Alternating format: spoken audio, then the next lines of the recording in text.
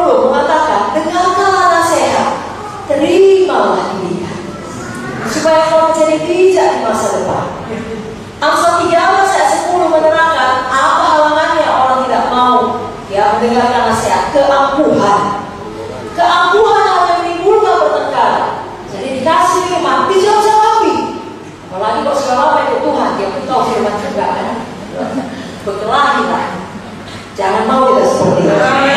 Mereka yang mendengarkan nasihat mempunyai hikmat. Kalau saudara bahwa Tuhan mendapatkan firman filsafat hari ini dari Munte, ingatkan kepada kita harus cepat mendengar, lambat berkata-kata, lambat bermarah. Kalau dalam Amsal 24 ayat 14 dikatakan, ketahuilah demikianlah hikmat untuk jiwamu. Jika kau mendapatkannya, maka ada masa depan, harapanmu tidak akan hilang. Jadi kalau kita mendengarkan nasihat, kita punya hikmat. Kalau kita punya hikmat, ada masa depan. Dijamin Tuhan masa depan kita. Tentunya kita bisa membedakan mana nasihat firman, nasihat Roh Kudus, artinya juga dari orang-orang yang punya firman Roh Kudus, mana nasihat orang-orang fasik, yakni nasihat yang tidak sesuai firman, yang tidak sesuai dengan kesaksian Roh Kudus dalam hati kita. Saudara sudah keluar Roh Kudus, saudara tahu kapan tidak damai, itu bukan dari Roh Kudus. Amin, saudara.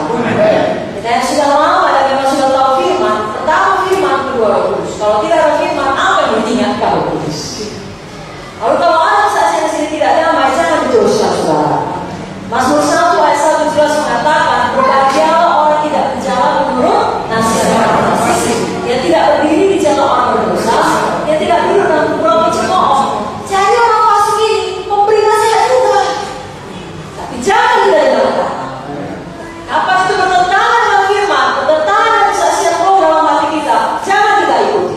Tapi kalau Allah memberi nasihat, katakanlah, sesibuk apapun kau Mama Enoh, kalau pagi-pagi kau hentikan semua kegiatanmu, pastikan anakmu bangun, berdoa dulu, baca firman sama-sama. Amin.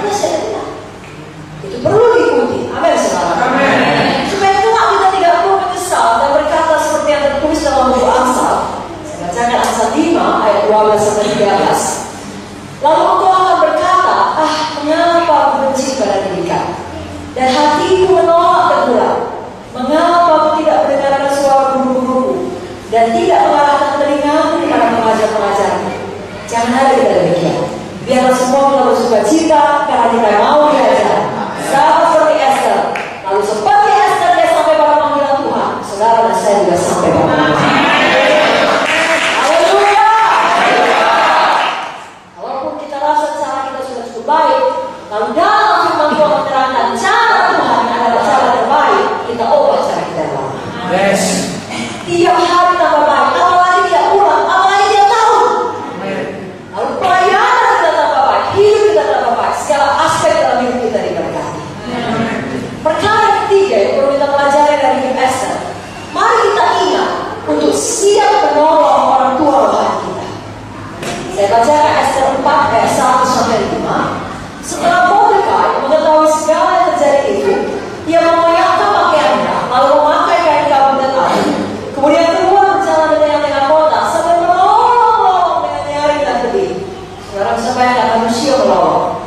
Dengan ini dia datang sampai ke depan pintu gerbang istana raja, karena seorang pun tidak boleh masuk pintu gerbang istana raja dengan berpakaian kain kabung. Di tiap-tiap daerah kemana Tita dan saudara raja telah sampai, ada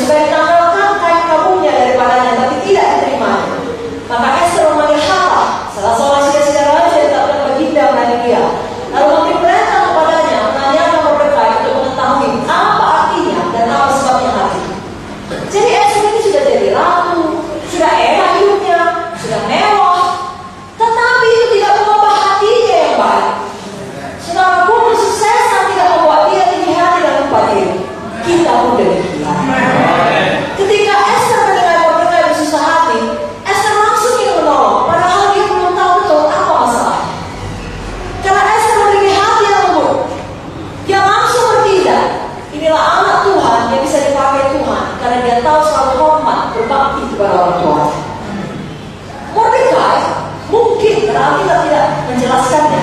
Mungkin tidak pernah menceritakan kepada Esther betapa besar pengorbanan yang dilakukannya ketika dia memutuskan untuk memelihara Esther sebagai anak.